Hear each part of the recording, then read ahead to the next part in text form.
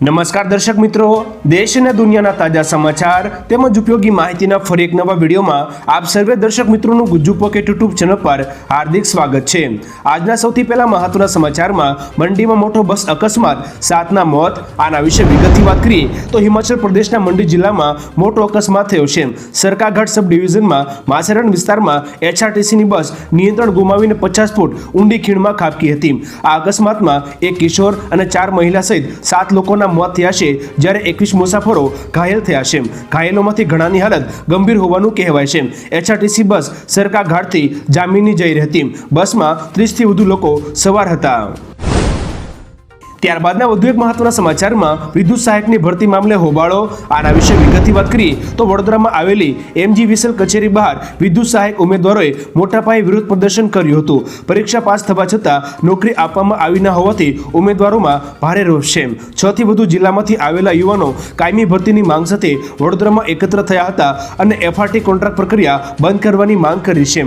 આ વિદ્યુત સહાયક ઉમેદવારોને કોંગ્રેસે સમર્થન આપ્યું છે। અમિત ચાવડા પણ આ વિરોધ પ્રદર્શનમાં જોડાયા હતા। એના પછીના વધુ એક મહત્વના સમાચારમાં આમ આદમી પાર્ટીની યુવાનોને ચૂંટણીમાં ટિકિટ આપવાની જાહેરાત। આના વિશે વિગતથી જાણી તો દેડિયાપાડાના પીઠા ગ્રાઉન્ડ ખાતે એક વિશાળ જાહેર જનસભામાં અરવિંદ કેજરીવાલે જાહેરાત કરી કે જિલ્લા પંચાયતની ચૂંટણી આવે છે, યુવાનોને ટિકિટ આપીશું। આ પાર્ટી ગરીબોની પાર્ટી છે।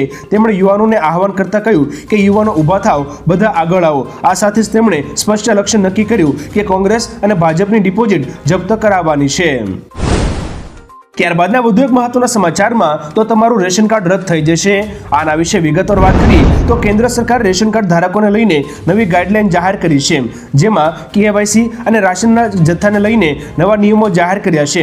જેમાં દેશના કોઈપણ રાશન કાર્ડ ધારકે સતત 6 મહિના સુધી રાશનનો જથ્થો લીધો નહીં હોય તો તેનું રાશન કાર્ડ આપોઆપ રદ થઈ જશે। આ સિવાય સરકારે દર 5 વર્ષે KYC કરવાનો પણ આદેશ કર્યો છે। ખાસ વાત એ છે કે રેશન કાર્ડને લઈને ચાલતી કાળાબજારી અને ડુપ્લિકેશન જેવા મુદ્દાઓને લઈને સરકારે આ નિર્ણય કર્યો છે। એના પછીના વધુ એક મહત્વના સમાચારમાં વધુ એક યુદ્ધની શરૂઆત થઈ। આના વિશે વધુ વિગતથી વાત કરીએ તો થાઈલેન્ડ અને કંબોડિયા વચ્ચે યુદ્ધ શરૂ થયું છે। બંને દેશોએ એકબીજા પર મિસાઇલ હુમલા શરૂ કરી દીધા છે। દર્શક મિત્રો, આપણે જણાવી દઈએ કે બંને દેશો વચ્ચેનો આ વિવાદ કેટલાક વિસ્તારોને લઈને છે, જેના પર બંને પોતાનો દાવો કરે છે। મે મહિનામાં આ કારણે ગોળીબાર થયો હતો અને એક સૈનિકનું મોત પણ નીપજ્યું હતું। ત્યારથી આ વિવાદ વધી રહ્યો છે અને ચીને કંબોડિયામાં ઘણું રોકાણ કર્યું છે, જ્યારે અમેરિકા થાઈલેન્ડને ટેકો આપે છે। ત્યાર પછીના વધુ એક મહત્વના સમાચારમાં ચૂંટણીનો બહિષ્કાર કરીશું, રાહુલ ગાંધીનું મોટું નિવેદન। આના વિશે વધુ વિગતથી વાત કરીએ તો બિહાર SIR એટલે કે સ્પેશિયલ ઇન્ટેન્સિવ રિવિઝન મામલે કોંગ્રેસના સાંસદ રાહુલ ગાંધીએ કહ્યું કે હું ચૂંટણી પંચને સંદેશ આપવા માંગુ છું કે જો તમને લાગે છે કે તમે છટકી જશો તો તમે ખોટા છો, અમે તમારી પાછળ પડીશું। ચૂંટણી પંચનું નિવેદન વાહિયાત છે। આ નાટક એક પછી એક ઘણી જગ્યાએ કરવામાં આવ્યું। કર્ણાટકમાં પણ હજારો નવા મતદારો ઉમેરાયા। અમારી પાસે 100% પુરાવા છે। જો આ ચાલુ રહ્યું તો અમે ચૂંટણીનો બહિષ્કાર કરી શકીશું। ત્યારબાદના મહત્વના સમાચારમાં ભારતમાં સાયબર ફ્રોડ બેકાબુ। 2024માં ₹22,845 કરોડની ઠગાઈ। આના વિશે વધુ વિગતથી જાણીએ તો ગૃહ મંત્રાલયના આંકડા મુજબ 2024માં સાયબર ફ્રોડથી ₹22,845 કરોડની ઠગાઈ થઈ, જે 2023 કરતાં 206% વધુ છે। 2024માં કુલ 36.40 લાખ નાણાકીય છેતરપિંડીની ફરિયાદો નોંધાઈ। જોકે સરકારે CFC FRMS એટલે કે citizen financial cyber fraud reporting and management system દ્વારા ₹5,489 કરોડની રકમ બચાવી છે અને 9.42 લાખથી વધુ સિમ કાર્ડ બ્લોક કર્યા છે। સાયબર ક્રાઇમમાં 42% વૃદ્ધિ સાથે નાગરિકોની સુરક્ષા એક મોટો પડકાર બની છે। ત્યારબાદના મહત્વના સમાચારમાં શિક્ષકો નહીં વહેંચે પ્રસાદ। શિક્ષણ મંત્રીના નિવેદન વિશે વાત કરીએ તો ઘેલા સોમનાથ મંદિર ખાતે દર્શનાર્થે આવતા મહાનુભાવોને ભોજન પીરસવા માટેનો પ્રાંત અધિકારીએ આચાર્યો અને શિક્ષકોને ફરજ સોંપી હતી। આ અંતર્ગત શિક્ષણ મંત્રી પ્રફુલભાઈ પાનસેરીએ આ પરિપત્ર રદ કરવાનો આદેશ આપ્યો છે। શિક્ષણ રાજ્યમંત્રીએ જણાવ્યું કે શિક્ષકોને શિક્ષણ કાર્ય ઉપરાંત ભોજન સંચાલનની જવાબદારી સોંપવી બિલકુલ અયોગ્ય છે। ભવિષ્યમાં શિક્ષકોને જવાબદારી સોંપવા અગ્ર સચિવ સાથે સંકલન કરવું પડશે। ત્યારબાદના વધુ એક મહત્વના સમાચારમાં ભાજપ સૈતરભાઈ પર કેમ ખોટા કેસ કરે છે આના વિશે વિગતથી જાણી તો આમ આદમી પાર્ટી દ્વારા દેડિયાપાડાના પીઠા ગ્રાઉન્ડ ખાતે એક વિશાળ જાહેર જનસભાનું આયોજન કરવામાં આવ્યું હતું। આ સભામાં ગોપાલ ઇટાલિયાએ કહ્યું કે ભાજપ આદિવાસી વિરોધી માનસિકતા ધરાવે છે। ભાજપના પેટમાં દુખે છે કે આદિવાસી સમાજનો એક યુવાન એમએલએ એટલે કે ધારાસભ્ય કઈ રીતે બની ગયો। ધારાસભ્ય તો બની ગયો પણ એના પછી આખા ગુજરાતમાં તેની વાહ કેમ થાય છે। ત્યાર પછીના અગત્યના સમાચારમાં ગુજરાતમાં શિક્ષકોની આવી દશા આના વિશે વધુ વિગતથી વાત કરીએ તો સોમનાથના શ્રાવણી મેળામાં આ વર્ષે રાજકોટની જસદણ પ્રાંત કચેરીએ વીવીઆઈપી ભક્તોની ભોજન વ્યવસ્થા અને કેટરિંગ સેવાની જવાબદારી શિક્ષકોને સોંપી હતી। જોકે ભારે વિવાદ બાદ આ પરિપત્ર રદ કરવાનો આદેશ આપ્યો છે। જોકે આમ શિક્ષકોને મેળામાં વીવીઆઈપીની સેવા માટે ફરજ પર મૂકવાથી બાળકોના શિક્ષણ પર સીધી અસર પડે તે સ્વાભાવિક છે। શિક્ષકો જો મેળામાં વ્યસ્ત હોત તો વિદ્યાર્થીઓના શિક્ષણનું શું આ મોટો પ્રશ્ન ઊભો થયો હતો। એના પછીના વધુ એક મહત્વના સમાચારમાં ભયાનક વિમાન દુર્ઘટના 50ના મોત આના વિશે વધુ વિગતથી વાત કરીએ તો રશિયામાં ગુરુવારે લગભગ 50 લોકોને લઈને ઉડતું એન્ટોનોવ 24 યાત્રી વિમાન ક્રેશ થયું હતું। એંગારા એરલાઇન્સનું વિમાન બ્લેગોવેશન્સથી ટાઇન્ડા જઈ રહ્યું હતું। આ દરમિયાન રડાર પરથી ગાયબ થઈ ગયું હતું। બચાવ હેલિકોપ્ટરે ટાઇન્ડાથી લગભગ 16 કિલોમીટર દૂર જંગલવાળા પહાડી ઢોળા પર વિમાનનો બળતો કાટમાળ જોયો હતો। સ્થાનિક બચાવકર્તાઓ પ્રમાણે વિમાનમાં સવાર કોઈ પણ બચ્યું હોય તેવી સ્થિતિ નથી। એના પછીના વધુ એક મહત્વના સમાચારમાં ખેડૂતોને મોટી રાહત ચૂકવાઈ વીમાની રકમ આના વિશે વધુ વિગતથી વાત કરીએ તો ભારે વરસાદને કારણે ખેડૂતોને મોટા પાયે નુકસાન થાય છે। આ વચ્ચે પોરબંદરના ખેડૂતોને ગુજરાત સરકાર દ્વારા મોટી રાહત આપવામાં આવી છે। પ્રધાનમંત્રી ફસલ વીમા યોજના હેઠળ પોરબંદરના ખેડૂતોને 9.30 કરોડ જેટલી વીમાની રકમ ચૂકવવામાં આવી છે। ટેકનિકલ ખામીઓને દૂર કરીને 9,783 ખેડૂતોના ખાતામાં વીમાની રકમ જમા કરવામાં આવી છે। એના પછીના વધુ એક મહત્વના સમાચારમાં આ 5 ટાપુઓ પર તમે નહીં જઈ શકો આના વિશે વધુ વિગતથી જાણીએ તો ગીર સોમનાથ જિલ્લા વહીવટી તંત્રએ એક મોટો નિર્ણય લીધો છે। તે મુજબ જિલ્લાના 5 ટાપુઓ પર પ્રવાસીઓ અને અનઅધિકૃત વ્યક્તિઓના પ્રવેશ પર પ્રતિબંધ મુકાયો છે। જિલ્લા અધિક કલેક્ટરે તેનું સત્તાવાર જાહેરનામું પણ બહાર પાડ્યું છે। સિમર ભેસલા આઇલેન્ડ, સિમર ભેસલા રોક, સરખડી વિસ્તાર રોક, સૈયદ રાજપરા રોક અને માઢવડ ભેસલા ટાપુઓ પર આવનારા 2 મહિનાઓ સુધી કોઈને પણ પ્રવેશ નહીં મળે। એના પછીના વધુ એક મહત્વના સમાચારમાં સંડોળા તળાવ પર ડિમોલેશન મુદ્દે રાજ્ય સરકારને મોટી રાહત આના વિશે વધુ વિગતથી વાત કરીએ તો અમદાવાદના સંડોળા તળાવ પર ડિમોલેશનને પડકારતી અરજી ગુજરાત હાઈકોર્ટે ફગાવી છે। હાઈકોર્ટે રાજ્ય સરકાર અને સ્થાનિક તંત્રની કામગીરીને યોગ્ય ગણાવી છે।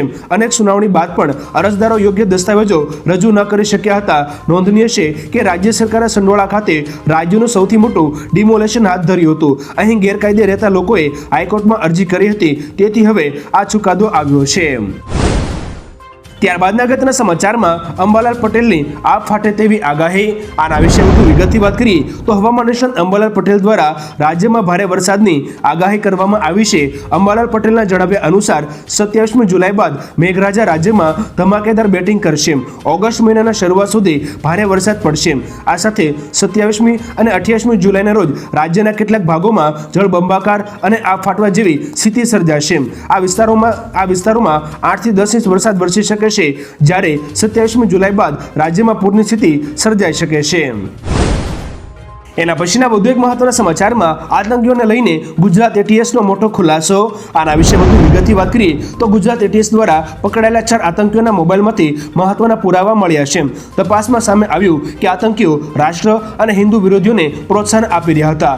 તેમના ફોનમાંથી શરિયા લાગુ કરવા ઉશ્કેરતા વિડીયો અને ઓડિયો ક્લિપ્સ મળી આવી છે। આતંકીઓ પાકિસ્તાનના લોકો સાથે પણ સંપર્કમાં હતા અને ઇન્સ્ટાગ્રામ પર આઈડી બનાવી જેહાદ તથા ભારત વિરોધી પ્રચાર કરતા હતા। એના પછીના વધુ એક મહત્વના સમાચારમાં દહેજ કેસ અંગે સુપ્રીમ કોર્ટનો મોટો નિર્ણય આના વિશે વિગતથી જાણી તો એક મહત્વપૂર્ણ નિર્ણયમાં સુપ્રીમ કોર્ટે અલ્હાબાદ હાઈકોર્ટની 2 વર્ષ જૂની માર્ગદર્શિકા અપનાવી છે। સુપ્રીમ કોર્ટે નોંધ્યું છે કે જ્યારે કોઈ મહિલા દહેજ ઉત્પીડન કાયદા હેઠળ તેના સાસરિયાઓ સામે કેસ દાખલ કરે છે ત્યારે પોલીસે 2 મહિના સુધી પતિ કે તેના સંબંધીઓની ધરપકડ ના કરવી જોઈએ। આ દરમિયાન આ મામલો પરિવાર કલ્યાણ સમિતિને મોકલવામાં આવશે, જે બંને પક્ષો વચ્ચે સમાધાન કરવાનો પ્રયાસ કરશે। ત્યારબાદના વધુ એક મહત્વના સમાચારમાં શ્રાવણમાં દોડશે એસટીની 50 એક્સ્ટ્રા બસો. આના વિશે વધુ વિગતથી વાત કરીએ તો ગુજરાતમાં શ્રાવણ મહિનો શરૂ થઈ રહ્યો છે. આ પહેલા ભક્તો માટે સારા સમાચાર છે, કારણ કે આ પવિત્ર મહિનામાં રાજકોટ એસટી વિભાગ દ્વારા એક્સ્ટ્રા 50 બસો દોડાવવામાં આવશે. રાજકોટ, મોરબી અને સુરેન્દ્રનગર જિલ્લાના 9 ડેપો પરથી હાલ 513 બસ દોડે છે. શ્રાવણ અને જન્માષ્ટમીને જોતા સોમનાથ, દ્વારકા અને ઘેલા સોમનાથ સહિતના ધાર્મિક સ્થળો જતી 50 એક્સ્ટ્રા બસો દોડાવવામાં આવશે, તો આવામાં ભક્તોને કોઈ મુશ્કેલી નહીં થાય. ત્યારબાદના વધુ એક મહત્વના સમાચારમાં ધનખડના રાજીનામા પાછળનું રહસ્ય. આના વિશે વધુ વિગતથી વાત કરી તો જગદીપ ધનખડના ઉપરાષ્ટ્રપતિ પદેથી રાજીનામા બાદ રાજકીય વર્તુળોમાં અટકળો તેજ બની છે. સ્વાસ્થ્યનું કારણ આપ્યું હોવા છતાં એક અહેવાલ મુજબ રાજ્યસભામાં જસ્ટિસ વર્મા સામે મહાભિયોગની નોટિસ સ્વીકાર્યા બાદ 2 કેન્દ્રીય મંત્રીઓએ ધનખડ સાથે વાત કરી હતી. તેમને સંકેત અપાયા હતા કે વડાપ્રધાન મોદી આ નિર્ણયથી ખુશ નથી. જોકે ધનખડે નિયમો મુજબ કાર્ય કર્યું હોવાનું જણાવ્યું હતું. ત્યારબાદના અગત્યના સમાચારમાં રાજ્યમાં 26મી જુલાઈએ થશે મેઘ તાંડવ. આના વિશે વધુ વિગતથી વાત કરીએ તો હવામાન વિભાગ દ્વારા 26મી જુલાઈના રોજ વલસાડ, દમણ, દાદરા નગર હવેલીમાં ભારે વરસાદની આગાહી કરવામાં આવી છે. આ સાથે રાજ્યમાં 26મી જુલાઈ બાદ વરસાદનું જોર વધે તેવી શક્યતા પણ વ્યક્ત કરવામાં આવી છે. જ્યારે અમદાવાદ અને ગાંધીનગરમાં હળવા વરસાદની આગાહી કરાઈ છે. જ્યારે સાબરકાંઠા, બનાસકાંઠા, મહેસાણા, અરવલ્લી, પાટણ, ખેડા, આણંદ, પંચમહાલ, દાહોદ, મહીસાગર અને સૌરાષ્ટ્રના મોટા ભાગના જિલ્લાઓમાં અને કચ્છ માટે પણ વરસાદની આગાહી કરવામાં આવી છે.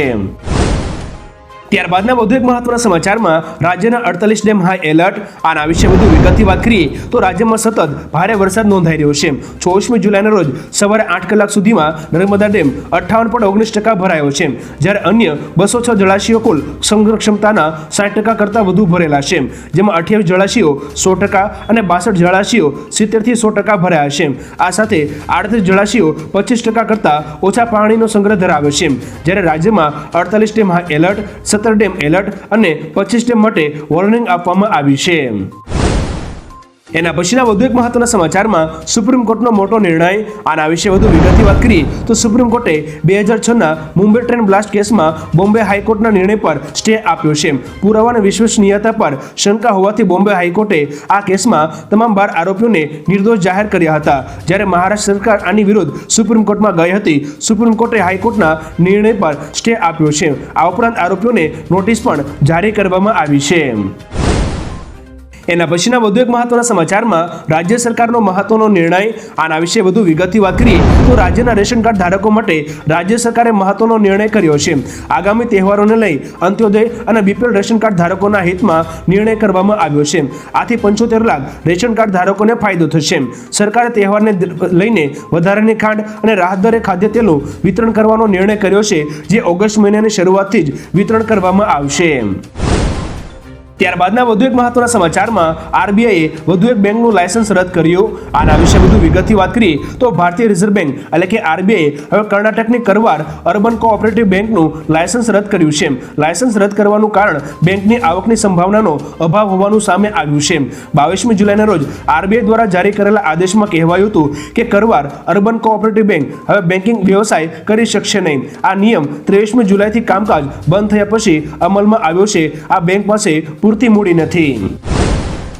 ત્યારબાદના વધુ એક મહત્વના સમાચારમાં રાહુલ ગાંધી તાલીમ આપવા ગુજરાત આવશે. આના વિશે વધુ વિગતથી વાત કરીએ તો અમિત ચાવડાએ ગુજરાત પ્રદેશ કોંગ્રેસ પ્રમુખ તરીકે કાર્યભાર સંભાળ્યો છે. જે બાદ કોંગ્રેસે નવા જિલ્લા અને શહેર પ્રમુખોને તાલીમ આપવા માટે કાર્યશાળાનું આયોજન કર્યું છે. 26 થી 28મી જુલાઈ દરમિયાન આણંદમાં એક ખાનગી રિસોર્ટમાં આ કાર્યશાળા રખાય છે. આ કાર્યક્રમમાં 28મી જુલાઈએ રાહુલ ગાંધી આ કાર્યશાળાનું ઉદ્ઘાટન કરશે, જ્યારે 28મી જુલાઈએ કોંગ્રેસના રાષ્ટ્રીય પ્રમુખ મલ્લિકાર્જુન ખડગે હાજર રહે તેવી શક્યતા છે. એના પછીના અગત્યના સમાચારમાં 2025ના 6 મહિનામાં નેશનલ હાઈવે પર 26,770ના મોત. આના વિશે વિગતથી જાણીએ તો નીતિન ગડકરીના નિવેદન મુજબ વર્ષ 2025ના પ્રથમ 6 મહિનામાં માર્ગ અકસ્માતોમાં 26,770 લોકોના મોત થયા છે. National highways authority of India એટલે કે નહાઈએ દિલ્હી મેરઠ એક્સપ્રેસવે સહિતના હાઈવે પર એડવાન્સ્ડ ટ્રાફિક મેનેજમેન્ટ સિસ્ટમ સ્થાપિત કરી છે. આ સિસ્ટમ અકસ્માતોની તાત્કાલિક ઓળખ અને મદદ પૂરી પાડવામાં મદદ કરશે. નીતિન ગડકરીએ જણાવ્યું હતું કે છેલ્લા 3 વર્ષમાં 1.12 લાખ કિલોમીટરના નેશનલ હાઈવે પર રોડ સેફ્ટી ઓડિટ કરવામાં આવ્યું છે. એના પછીના વધુ એક મહત્વના સમાચારમાં વિદ્યાર્થીઓની સુરક્ષા માટે સીબીએસઈએ મોટું પગલું ભર્યું. આના વિશે વધુ વિગતની વાત કરીએ તો જો તમે તમારા બાળકોને સીબીએસઈ શાળામાં શિક્ષણ અપાવી રહ્યા છો તો હવે તમને તેમની સુરક્ષા અંગે થોડી રાહત મળી શકે છે, કારણ કે central board of secondary education એટલે કે સીબીએસઈએ શાળાઓમાં વિદ્યાર્થીઓની સુરક્ષાને વધુ મજબૂત બનાવવા માટે કડક પગલાં લીધા છે. હવે બધી સીબીએસઈ સંલગ્ન શાળાઓ માટે તેમના સમગ્ર કેમ્પસમાં હાઈ રેઝોલ્યુશન સીસીટીવી કેમેરા લગાવવાનું ફરજિયાત બનાવવામાં આવ્યું છે. ત્યારબાદ અગત્યના સમાચારમાં દૂધ, દહીં જેવી વસ્તુઓ સસ્તી નહીં થાય. આના વિશે વધુ વિગતથી જાણીએ તો સરકારે સંસદમાં સ્પષ્ટ કર્યું છે કે 12% જીએસટી સ્લેબ હમણાં સમાપ્ત થશે નહીં, જેમાં દૂધ, દહીં, ચીઝ જેવી વસ્તુઓનો સમાવેશ થાય છે. થોડા દિવસો પહેલા સમાચાર આવ્યા હતા કે જીએસટી કાઉન્સિલ દ્વારા રચાયેલ જીયુએમ 12% ટેક્સ સ્લેબ સમાપ્ત કરી શકે છે. નાણાં રાજ્યમંત્રી પંકજ ચૌધરીએ લોકસભામાં જણાવ્યું હતું કે જીએસટી દરોમાં તાત્કાલિક ઘટાડો કરવાનો કોઈ પ્રસ્તાવ નથી. ત્યારબાદ અગત્યના સમાચારમાં ડીએનએ મેચ અંગે મોટો ખુલાસો. આના વિશે વધુ વિગતથી વાત કરીએ તો અમદાવાદમાં પ્લેન ક્રેશ ઘટના બાદ 2 બ્રિટિશ પરિવારોએ દાવો કર્યો છે કે તેમને ખોટા મૃતદેહો મળ્યા છે. 13 મૃતદેહો બ્રિટન મોકલાયા હતા, જેમાં 2 મૃતદેહોના ડીએનએ મેચ ન થતા તેને સ્વીકારવા યુકેના પરિવારે મનાઈ કરી છે. બ્રિટને 15 માર્કના આધારે મૃતકોના ડીએનએ મેચ કર્યા છે. 15માંથી 2 માર્ક મેચ ન થતા આ દાવો થયો છે. ગુજરાતમાં ડીએનએ મેચ કરવા 23 માર્ક ધ્યાને લેવાયા છે. વૈજ્ઞાનિક પદ્ધતિથી ગુજરાતમાં ડીએનએ મેચ કરાયા છે. ત્યાર પછીના વધુ એક મહત્વના સમાચારમાં હાઇબ્રિડ ગાંજાની દાણચોરીમાં ગુજરાત બીજા નંબરે. આના વિશે વિગતથી જાણીએ તો લોકસભામાં શેર કરાયેલા ડેટા મુજબ આ વર્ષે અત્યાર સુધીમાં 56 કેસોમાં 373 કિલો હાઇબ્રિડ ગાંજો જપ્ત કર્યો છે. આ મામલે અત્યાર સુધી 77 લોકોની ધરપકડ કરી છે. ભારત સરકારે થાઇલેન્ડના અધિકારીઓ સાથે આ મુદ્દો ઉઠાવ્યો છે અને બેંકોકમાં યોજાયેલી દ્વિપક્ષીય બેઠકમાં પણ આ મુદ્દો ઉઠાવેલ. એનસીબી મુજબ 158 કિલો ગાંજો જપ્ત કરીને કર્ણાટક ટોચ પર છે. આ વર્ષે 85 કિલો ગાંજો જપ્ત કરીને ગુજરાત બીજા ક્રમે છે.